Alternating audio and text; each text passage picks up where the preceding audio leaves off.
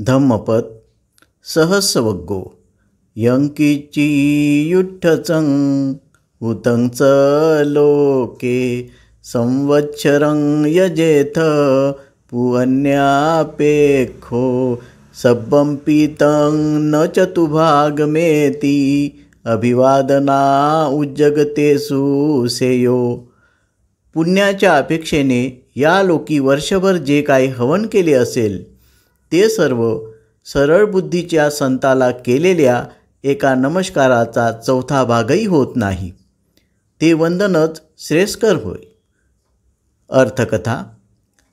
सारीपुत्ताचा एक मित्र दरवर्षी मोठा खर्च करून यज्ञासाठी पशुहत्या करीत असे।